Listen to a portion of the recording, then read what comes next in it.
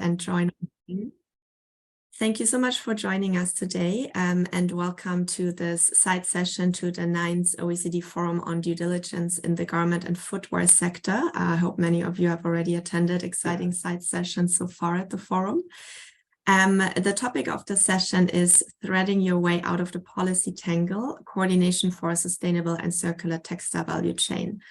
My name is Bettina and I'm coordinating the textile work at the United Nations Environment Programme, and I will be your moderator today. We will be using the platform Menti for the webinar just to get some feedback from you, and you can already see a code also on screen. So if you could have menti.com also open and answer some questions for us, then we'll have a better feeling of who's in the room with us today in the virtual room, and we'll present that to you after the welcome remarks. And with that, let me please introduce our distinguished speakers for the welcome remarks. So we're very happy to have with us Ms. Annette Seidel, who heads the division on sustainable textile supply chains, sustainable consumption at the Federal Ministry for Economic Cooperation and Development in Germany. Thank you so much, Annette, for joining us. And we also have Ms. Elisa Tonda, who is the Chief of the Resources and Markets branch at the Economy Division at the United Nations Environment Programme. Likewise, Elisa, thanks so much for being here with us today. And with that, without further ado, I'll hand over to Annette for the opening remarks from BMZ's side. Yes, thank you, Bettina, and very warm welcome to everybody. Good morning, good afternoon, and good evening to all the people out there. I'm really happy to be with you today. Mrs. Oppermann sends her warm welcome also to the audience and to the distinguished panelists. She is on sick leave today, so it's me, happy to be with you. I think this is a great audience, and it's a great panel we are having, and we're talking about sustainable and circular transition, which is well under the way on the textile and garment sector, and we think it will unfold a tremendous impact in the near future. Sustainability and human rights, due diligence and circularity are the topics that are here on our floors and that are on everybody's list for a while. Recent policymakers turn towards regulatory approaches, and you certainly know we are, as a German government, we brought a supply chain due diligence law into force this year, and there are quite a number of legislative circular economy proposals under the EU textile strategy that have been published in the last year. There's also China, who has a development plan for circular economy in the 14th five-year plan, which will go from 2021 until 2025. And it's exciting that also Bangladesh published several legislative measures on waste management, excluding, for example, an extended producer's responsibility model. And the government of Vietnam, which we will learn about later, thank you so much, is currently developing an ambitious national action plan on circular economy.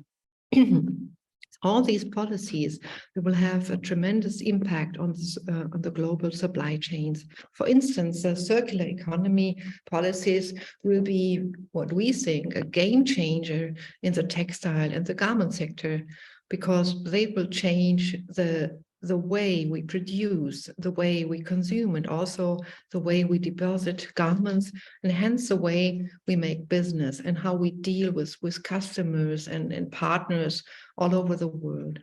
The shift to circularity is just not taking place in isolation. It will reverberate in societies and economies in different countries. But what we are thinking about is what will be the impact on jobs and of the quality of jobs.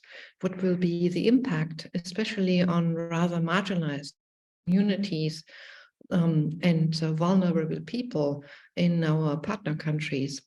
These questions we're discussing right now, and we need to investigate, and this must be managed proactively And now we have to start now. Dialogue on these issues, as well as closer cooperation and coordination, will be important for the future.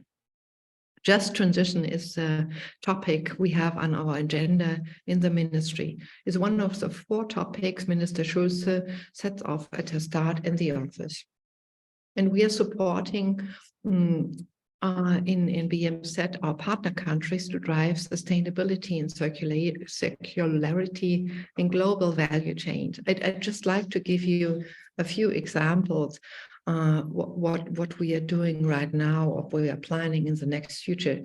It's of course, you know, the Initiative for Global Solidarity, which is setting off local help desks. We call it Responsible Business Hub, and we have it in Bangladesh and also in other countries. And what they are doing is advising manufacturing companies on standards and also on the difficult and challenging legal requirements for social and environmental due diligence.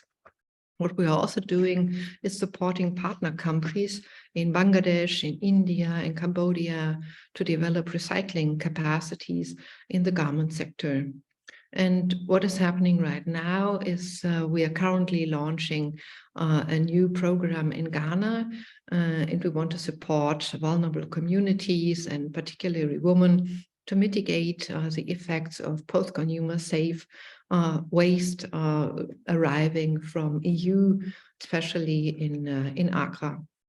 I believe the momentum created right now through the circularity and sustainability agenda has the potential to redesign the global fashion system we all work on, and it should work for all. For that, we believe what we need is especially closer cooperation and a better coordination. And we think that UNEP is a perfect partner to facilitate and moderate this dialogue today. And I'm very much looking forward to discussion. And we're heading for Paris just this afternoon. And I would like to end by thanking UNEP and all the colleagues on the panel and behind the scene for hosting the session today and for their efforts to driving positive change in the industry. So thank you so much. And I'm just excited about the discussion following today. Thank you. Thank you so much, Annette, for these really nice and very motivating welcome remarks. And I will now hand over to Elisa. Thank you very much, Bettina. And I'm actually going to join my voice to Annette's voice in welcoming everybody who is going to be with us today during this webinar, and express really our deep gratitudes to the German Federal Ministry for Economic Cooperation and Development for co-organizing this session with us and for bringing this conversation and this discussion forward into the limelight. And again, a special thank also to the panelists and the attendees who will be with us throughout the session.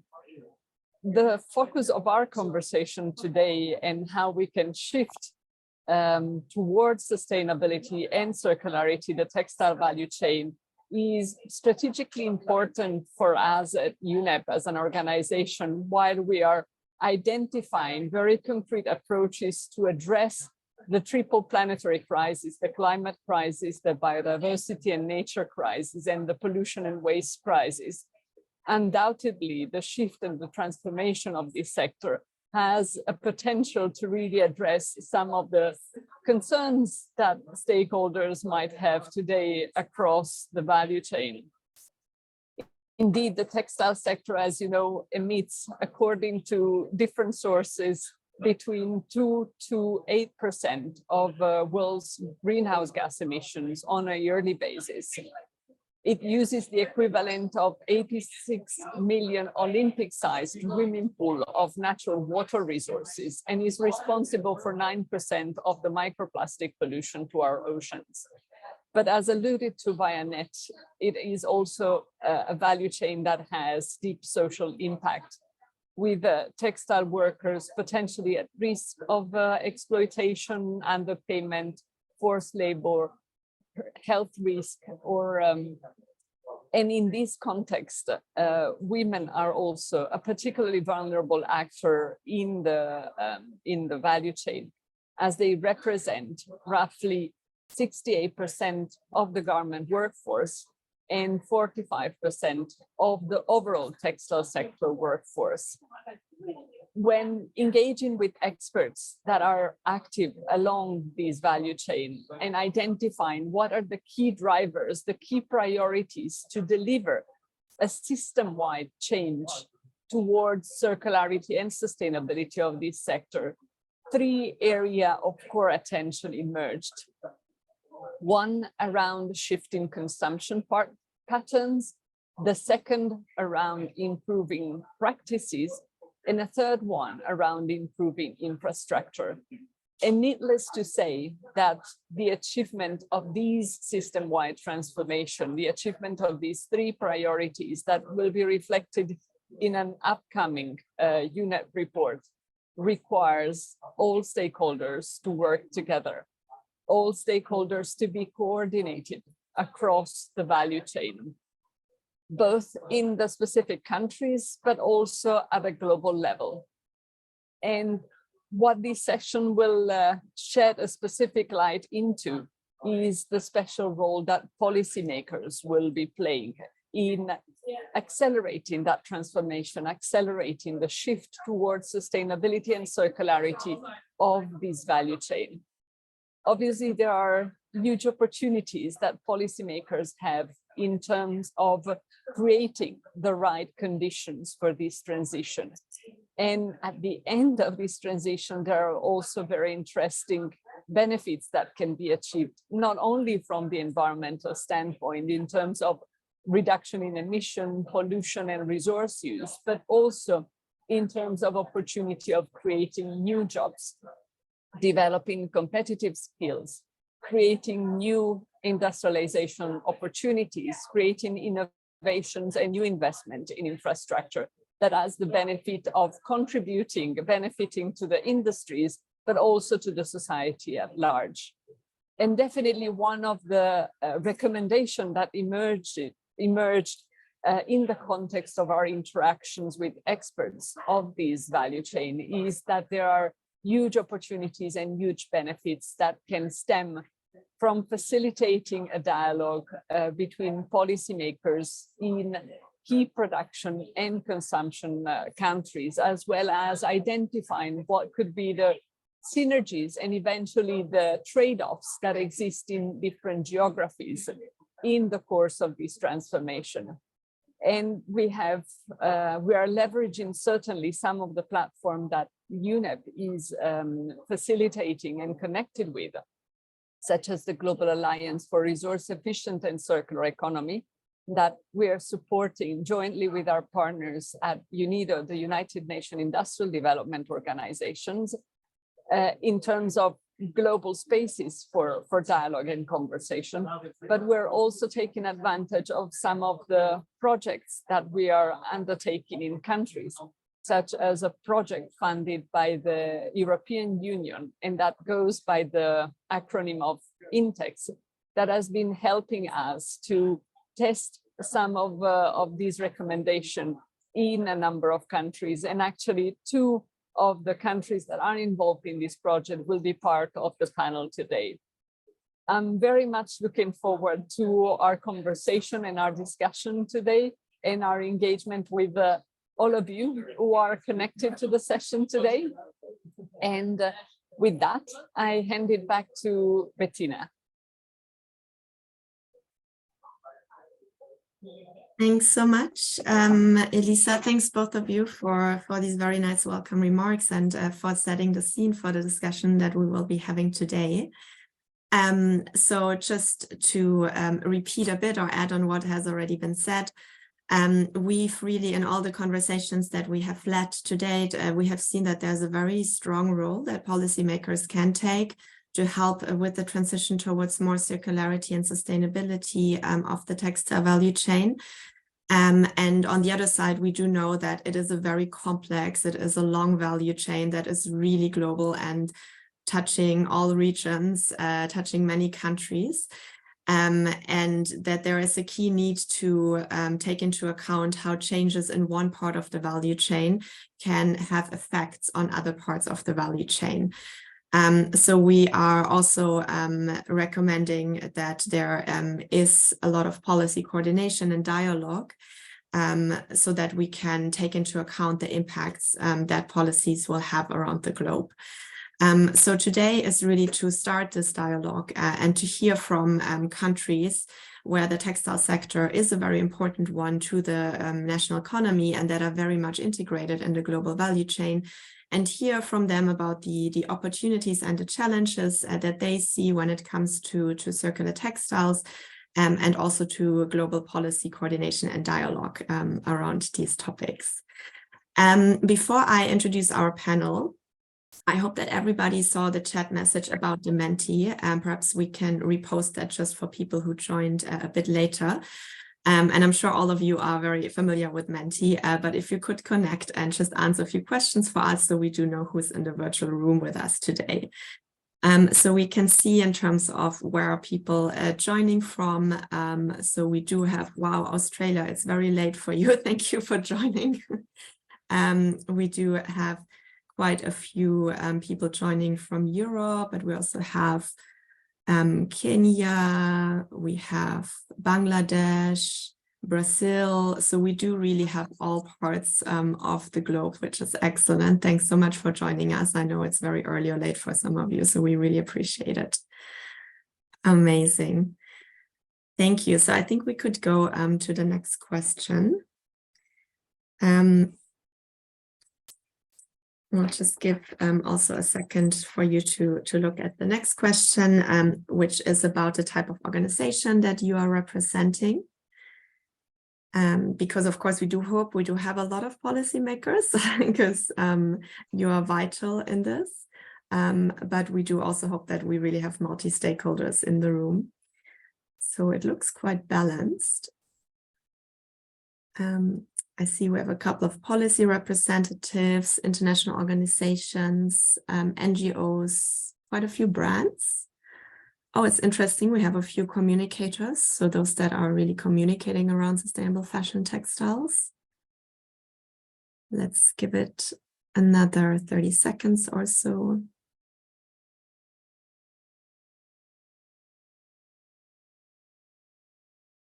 Excellent. Looks like a very good mix.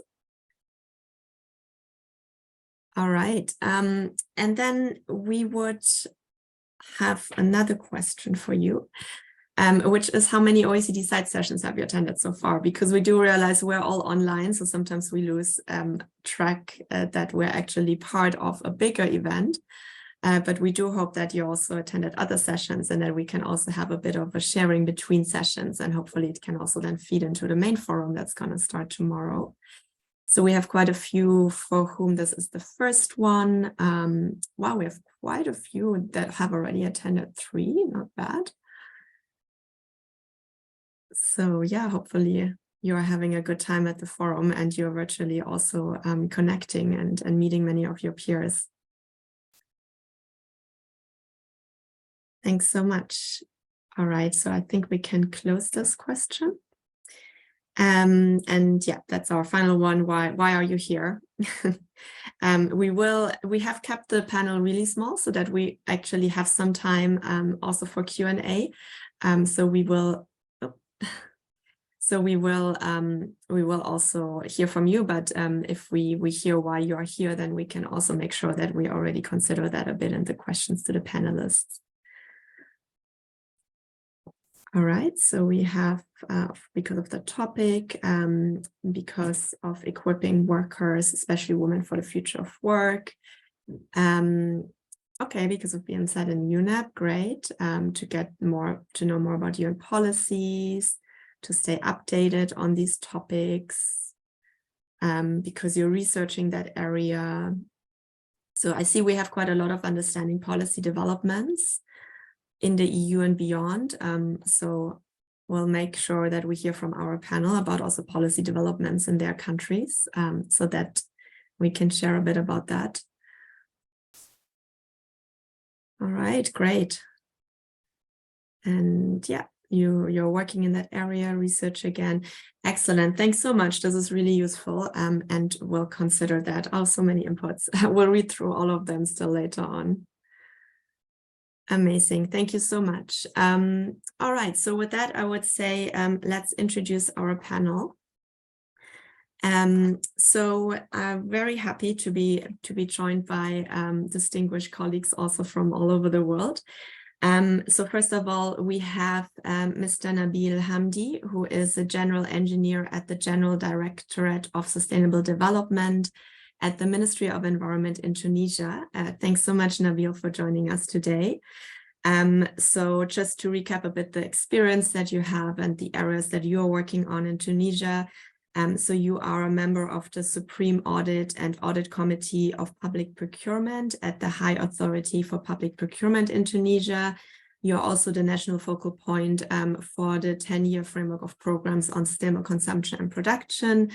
And you are the national focal point for a project called SwitchMed.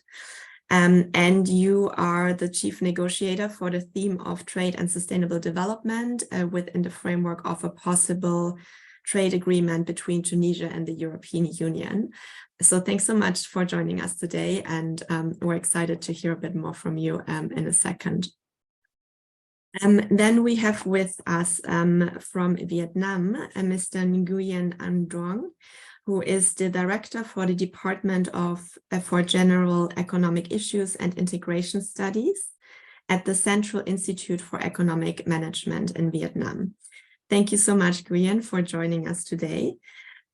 So the institute where you are working is a leading think tank in Vietnam, and you have been involved in drafting various research papers and policy recommendations to the government of Vietnam on diverse issues such as economic integration, digital economy, and green growth. And you also recently drafted the project on promoting circular economy in Vietnam, which was approved by the Prime Minister in 2022. And you also have a lot of cooperation experience under the APEC and ASEAN framework. So also relating very much to the international aspects of textiles and other sectors. So thank you so much for joining us today. I know our other panelists had some issues joining, so I think we'll start with you too, and then hopefully we will also have our participant from Kenya joining us a bit later. Nabil, I will start with my first question to you. So if we look at Tunisia, textiles is really a very important sector in the country. It is important in terms of exports. So it is actually the second industrial sector in terms of exports, also in terms of employment. So there it is actually the first industrial sector with almost 30% of the employment in Tunisia being generated by textiles. And from the companies in your country, 80% of them produce entirely for export. And the European Union is a very, very important market for Tunisian textile, with 84% of the sector export going to the European Union. So considering this importance of textiles to the Tunisian economy, and also the importance of Tunisia in the global textile value chain, how do you see new policies like the ones that are coming up at the European Union, like the textile strategy or the French textile circular economy law? How do you see that impact or influence the Tunisian textile industry?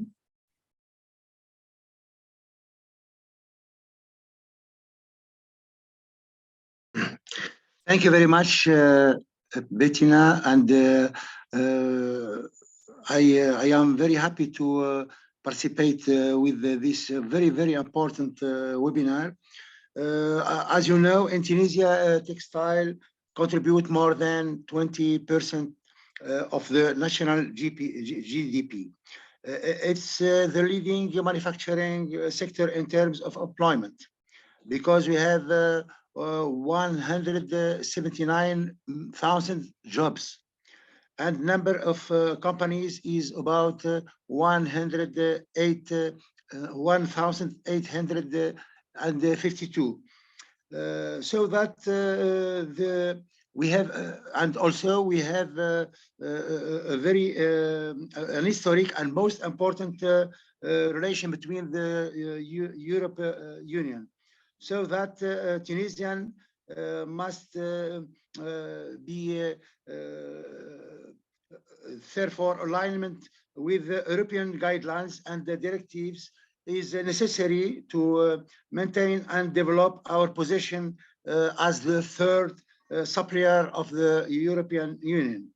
And about when we speak about the textile, we speak also with the importance of the quantity of the waste textile, so that we search to have many action and many projects with like Intex, for example, which let us increase knowledge on resources efficiency, life cycle thinking, circularity, and eco-innovation, or to train textile players on eco-innovation, so that we have a very, very important relation between what happened in the European Union and the directive of the guidelines of the European Union, and with the situation in Tunisia. I hope that I respond for your question. I hope.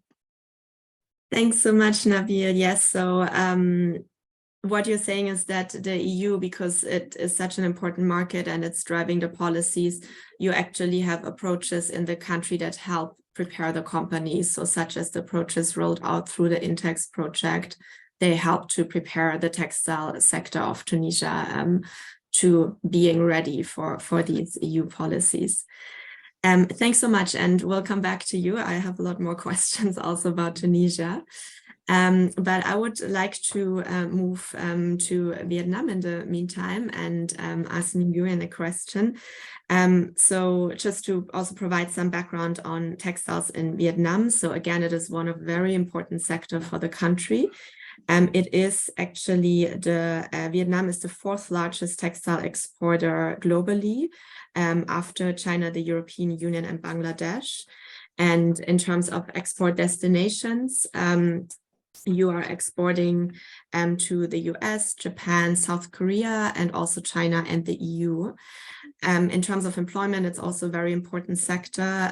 It provides a lot of direct employment, and it is one of the key contributors to the country's economic growth. And I think what's quite interesting for us is to see that Vietnam actually has committed already to shifting from a more linear to a circular economy. And there is currently a national action plan on circular economy being developed.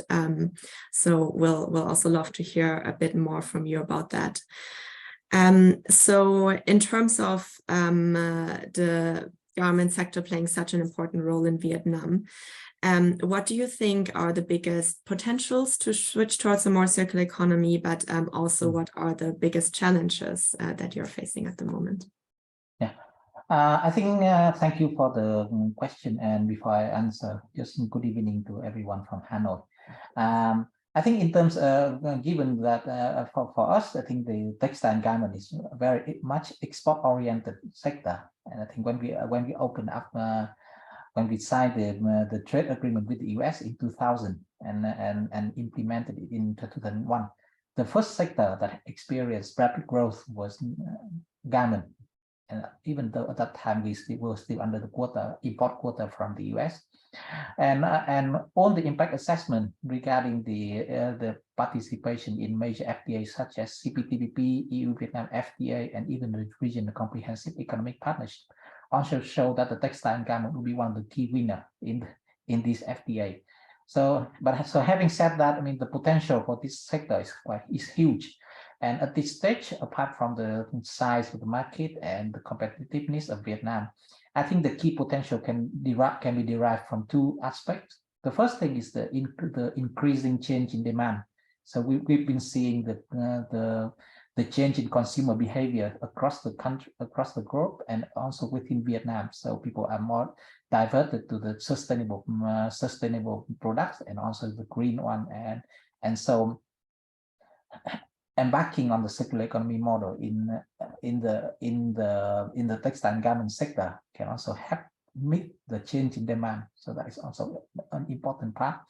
And the second part is also tied with the issue we have now, which is that the export are very much dependent upon the imports of materials. So around 65% of the materials for the garment sector, for the garment export now come from imports. So certainly that is also the key issue for the circular economy, because when in circular economy we want everything in a closed loop, but you have big source of big portion of input from import. So it's very hard to talk about a closed loop in that context. But if we find a way to develop the circular economy models step by step within the country, then that also improve the loop within the country, but also improve the domestic sourcing. And thus the garment exporters can better meet the rule origins under different FTAs, so they can benefit from the preferential tariff.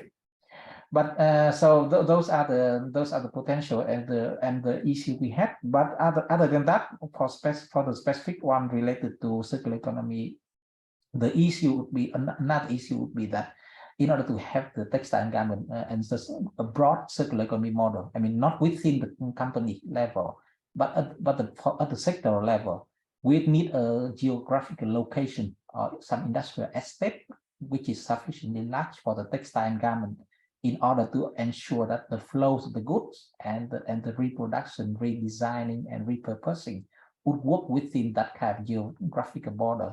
And so we need some sort of spatial planning for that, maybe some industrial estate that have the facilities. But at this stage, there has been no spatial planning for us yet. And the third issue would be that the cost of transition to circular economy.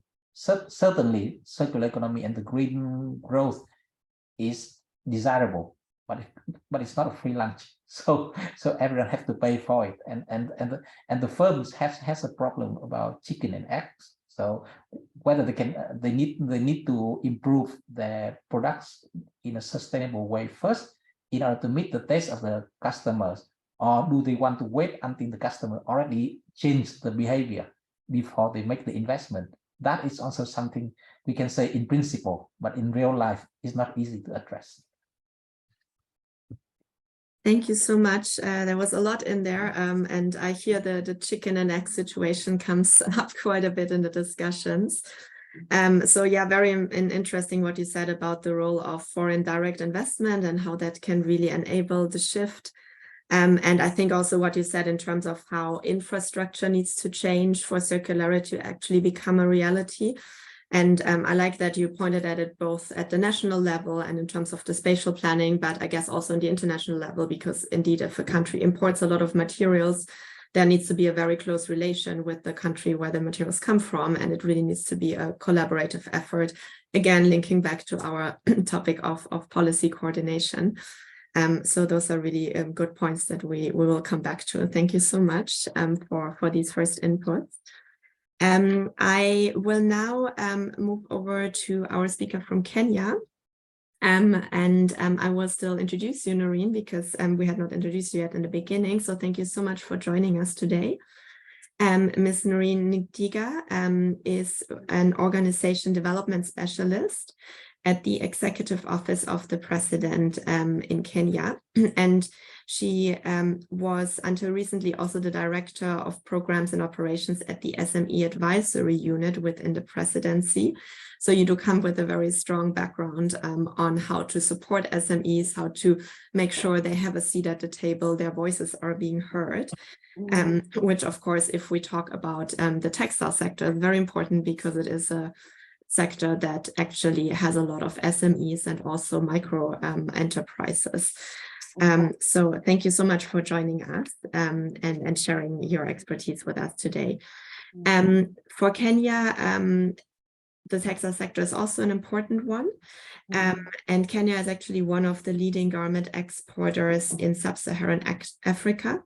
Currently, most of the exports from Kenya textile sector go to the US under the Africa Growth and Opportunity Act. And the exports are actually experiencing a growth. So between 20 and 21, there was a growth of 12% of exports in the sector. And if we consider this importance of the trade-related exports to the Kenyan textile sector, because a lot of the production in Kenya is really for export then to the US under that trade agreement. And considering what we said about the complexity and global nature of the value chain, could you share us a bit how policies from other countries might affect the textile sector in Kenya and any opportunities and challenges that you see in that regard? All right. Thank you very much, Bettina, and my fellow panelists, and also the participants who have joined us on this call this afternoon. Apologies, I was having a few technical difficulties, but I'm glad to now finally be here with you. So my take is that everybody should be able to play their role in terms of the textile value chain not being complete, whereby we buy from Asia, we process the products locally, as you've just mentioned, we process a lot of for export, for the US market and Europe, process it locally, and then we export. So what happens is that, the worn out clothes are brought back to Kenya as second-hand clothes. So already you can see in the value chain when it comes to production, to the yarn and the fabric, which are the needed stuff, is missing. So that is something that also needs to be looked into. And the multinational corporations can play a big role by providing technology for recovering these fibers from the fabrics so that we are able to then recycle. We don't have the capacity or skills in Africa right now to be able to do so. So it would play a very important role. So what is positive right now from where we see it is the traceability policy by the EU. This would definitely go a long way, for example, like similarly to Asia, whereby once we have it in place, then we're able to look at the different elements, such as the chemicals, what chemicals are we using, the labor, what kind of labor, whereby we can all now adopt the no child labor. And this would even work for Africa because as we know, when it comes to our counterparts, on the other side, they're really deploying this, which then translates into cheap labor, and which translates then into their products being more affordable. So definitely the policy on traceability would play a big role in assisting Africa, especially the third world countries. As for locally, our policies are good. We can't take that away. However, we should locally be working towards the separation policy, especially at the end of life, because during production there's a lot of wastage that takes place. So towards end of life, how are we looking at creating something meaningful out of the wastage? Or for example, like in the event that, as I mentioned earlier, the clothes come back as secondhand, how do we recycle these clothes using also, of course, the technical expertise that will have been provided, recycle them, and then be able to either sell them locally to the market or again take them back out for export to avoid, to minimize on the wastage. Also, the multinational corporations need to be held accountable. So local policies could enforce that, whereby, joining hands through the collaborative partnerships in place between the EPZs and the corporations. How do we bring about best practices? How do we make this better for what it is that we're doing? As you've mentioned, this is a thriving industry for Kenya, creating a lot of jobs, because out of the 1 million youths that are released into the job market every year, we know that most somehow are absorbed within the textile value chain. So thank you very much, Bettina, and I look forward to listening and also contributing more. Thanks so much, Noreen. Also a lot of points there already. So I did hear indeed the issue of the trade of secondhand clothes and also textile waste is a big issue, something that needs more addressing, and I guess also links a bit back to what Nguyen was saying in terms of the infrastructure that has to be in place to make circularity actually happen in the country. Yes. And you also mentioned the access to technology and capacity building would be really important there. You did mention the EPZ, so I'll just explain that for anybody who doesn't know. So that are the export processing zones. And correct me if I point that wrong, Noreen, but in Kenya, you do actually have preferential agreements for the companies that are based in the export processing zones because they produce only for exports, so they pay less taxes, and it's, I think, a preferential duty or duty-free. So there's an extra incentive from the economic side. And I also heard you very clearly on, in terms of enabling policies, that traceability is key to actually be able to work along the textile value chain. And I must say, this is also something that we always hear in conversations, and it is such an enabler for all the policies created around circular economy. So thank you so much. And we'll also come back to you with a second question in a bit. So if I would move back now to Nabil to hear a bit more from the Tunisian experience. So I wonder if you could share a bit about how policymakers in Tunisia are currently supporting textile companies to transition to more circular economy or to comply with policies. I mentioned again the European Union just because I know for Tunisia it is really the key export market, and I know you're following very closely the policy developments there. Perhaps you also want to comment on the traceability policies, if this is something you're looking at, or whether it is more policies around carbon, similar instruments that are coming up, and how the government in Tunisia is working with the companies in the country to prepare them for that. Thank you, Bettina.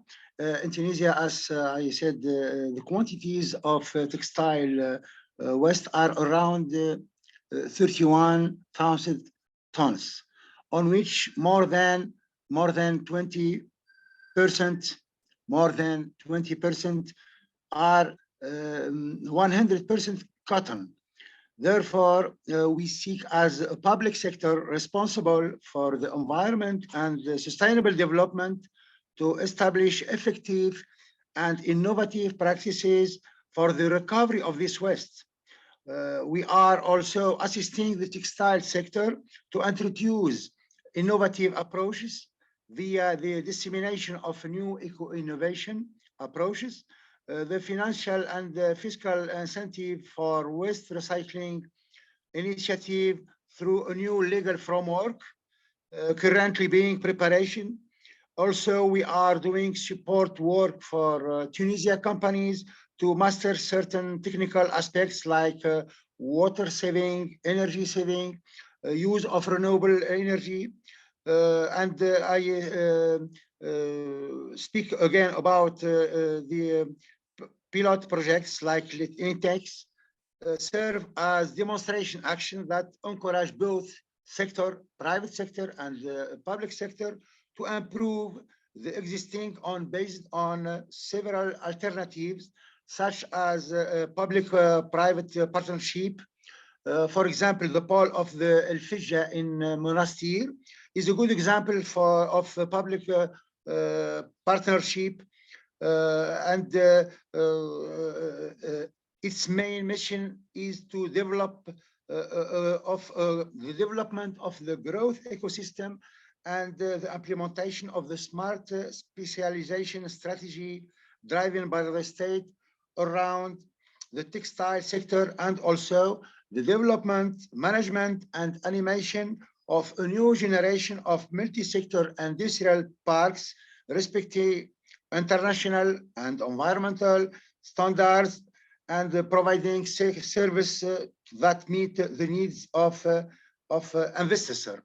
Also, the public sector seeks to establish fair competition between importers and manufacturers for the local market, so that and among the priority of the textile sector to move towards circularity is to promote a legal and institutional framework to promote the recovery of textile waste, the creation of a statistical system dedicated to textile products and waste, including consumption of inputs and the life cycle inventory of the most marketed products, promote short circuits and limit air travel. And finally, textile waste recycling guide has already been developed for more than 1 year. In addition, another guide for sustainable public procurement in the textile sector is being developed now. Among the innovative practices made with the framework of the SwitchMed project, I can cite the example of a European company based in Tunisia, which uses textile waste fibers which are not suitable to manufacture mattresses, which will be distributed to families destitute, and we can even sell the excess needs of this family. The last one, another company, we able to cover 6,500 pair of second choice jeans into 16,000 new pair of jeans made from 20% recycled cotton. So that knowing that for the sustainable development, we have several definitions. For innovation, also, there are several definitions, but for me, it's easy to remember that innovation is how to anticipate the needs of our customers. And thank you.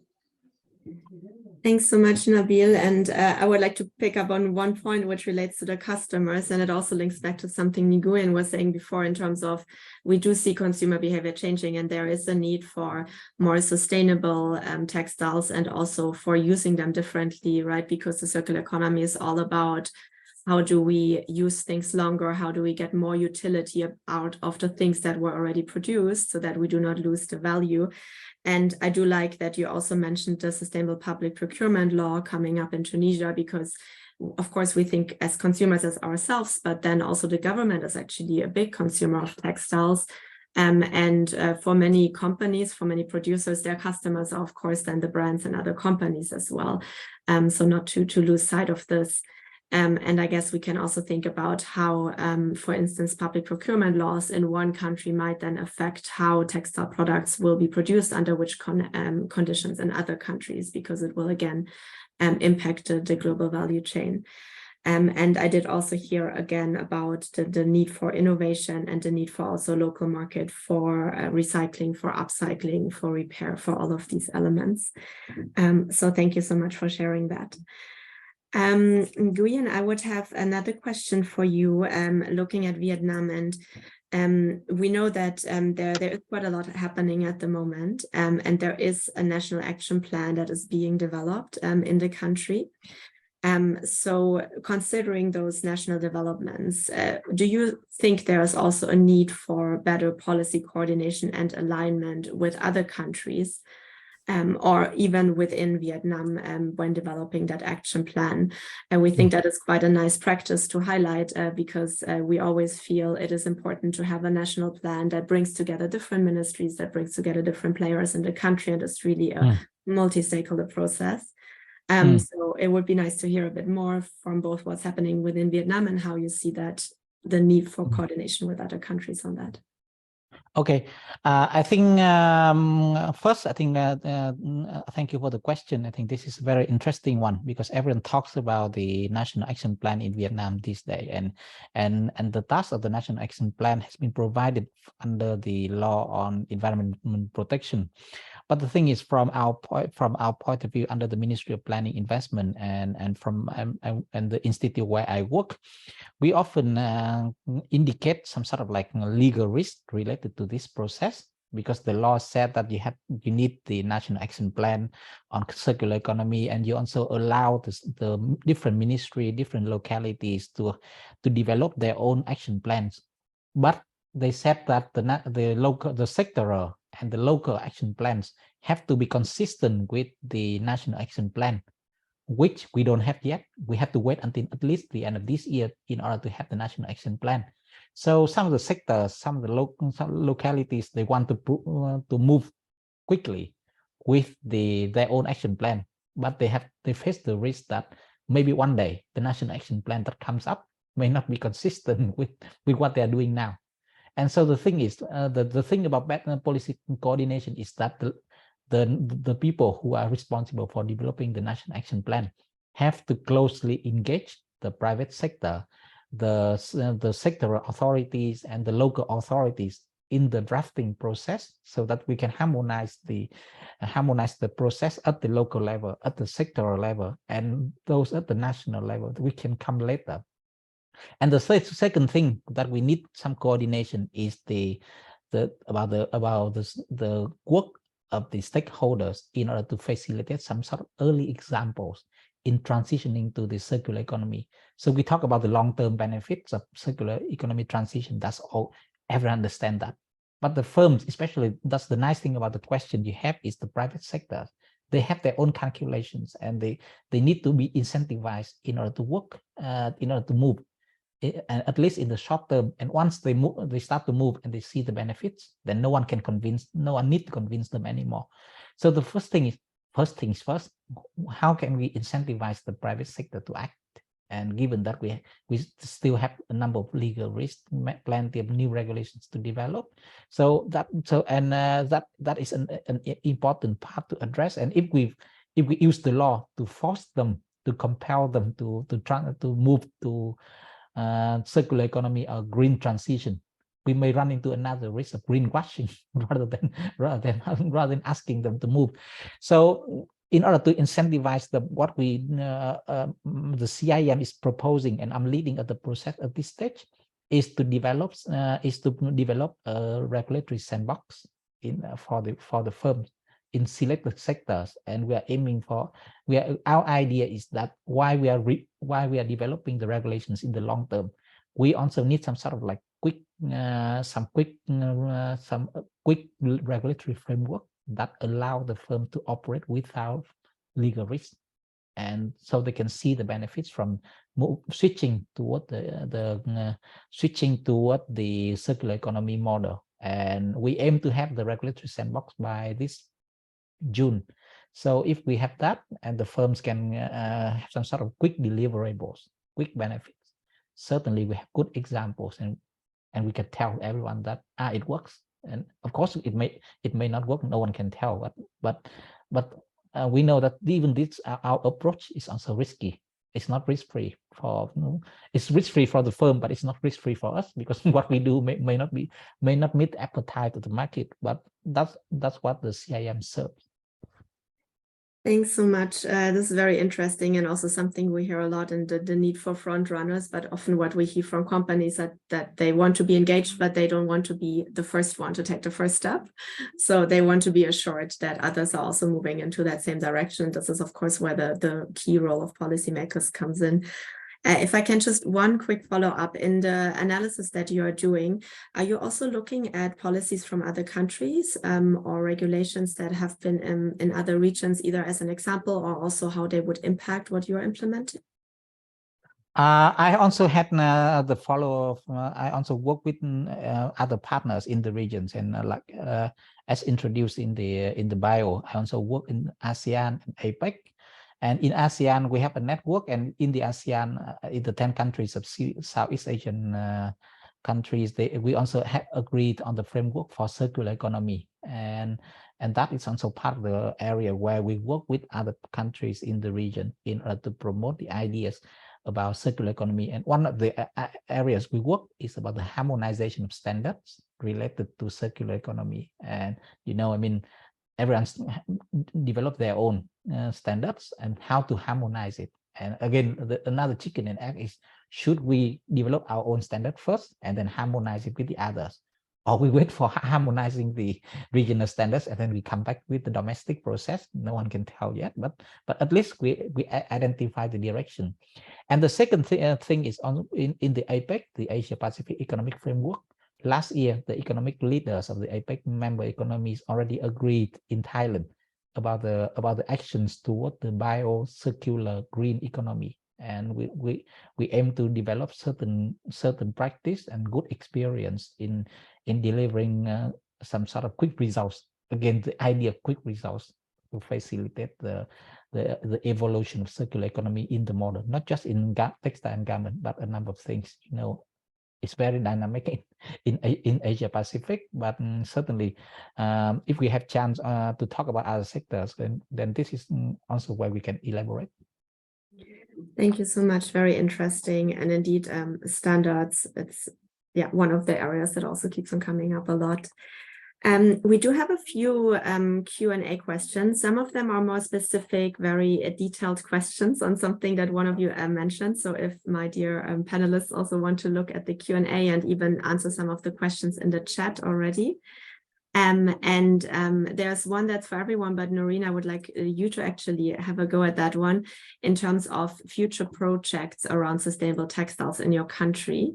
And I was wondering if you could also explain a bit the role of the presidency's office in that, and what are the plans for the future?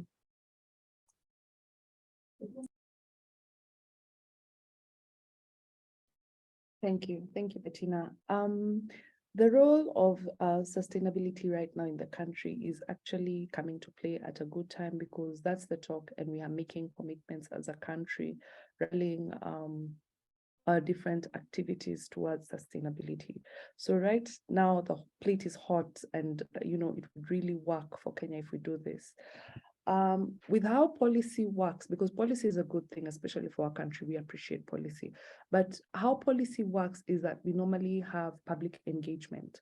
And through this, the public would give their feedback on what it is that would work. And for this case, it would be the entrepreneurs mostly.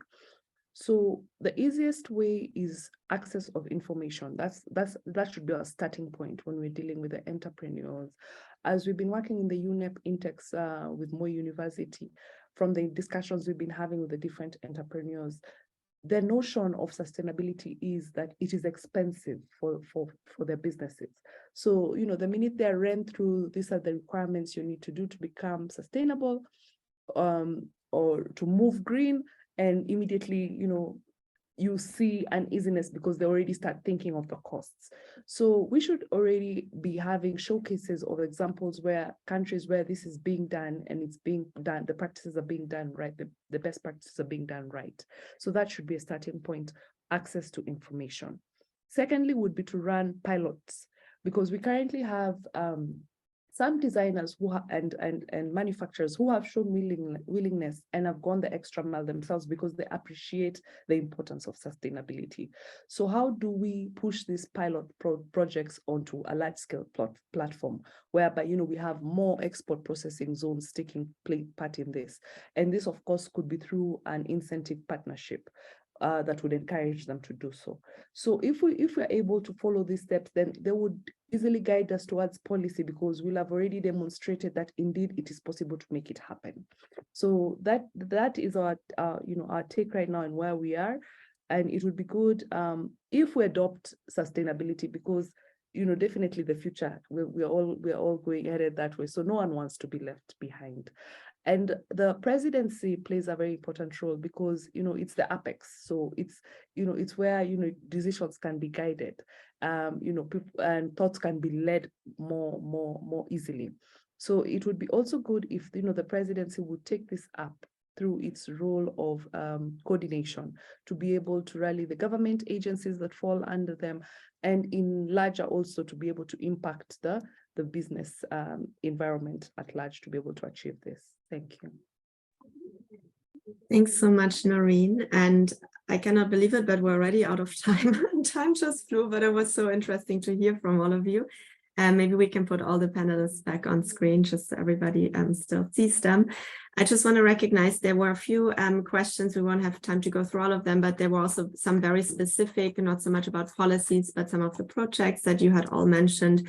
And also some interesting points concerning digitization, which is certainly a key enabler when we talk about circularity in textiles, and also ancestral practices, how we make sure that we also do not lose the cultural elements.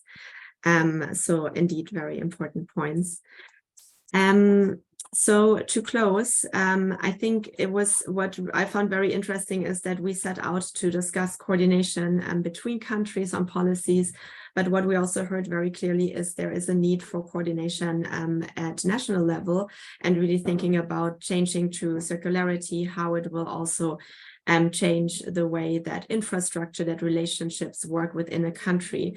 And with that, I would just want to also mention that there will be a discussion at the main forum tomorrow on circularity that will dive exactly into these elements. When we think about due diligence, how will due diligence evolve when we move towards more circularity in garment and footwear? So I hope all of you will also join that. And I also heard very much the need for regional coordination. So we heard a few examples of how very specific regional platforms can also help with that. So thank you so much, everyone, for joining. Thank you for the panelists, for all your time and expertise. It's been really inspiring. We do hope that this is the first of many dialogues that we will be holding. There is never enough time, so we will certainly have more events and more chances to exchange. And we will love to also hear from other countries. So thank you so much. Anyone who wants to stay in touch, I think we have posted in the chat how you can reach us.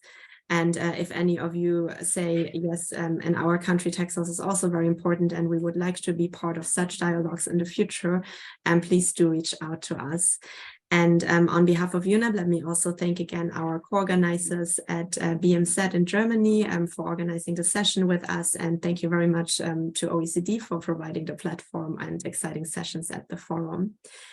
Thank you for staying a bit over time. Have a lovely rest of the day or evening, and we will see you in other sessions, I hope. Thanks so much. Take care. Thank you. Thank you very much.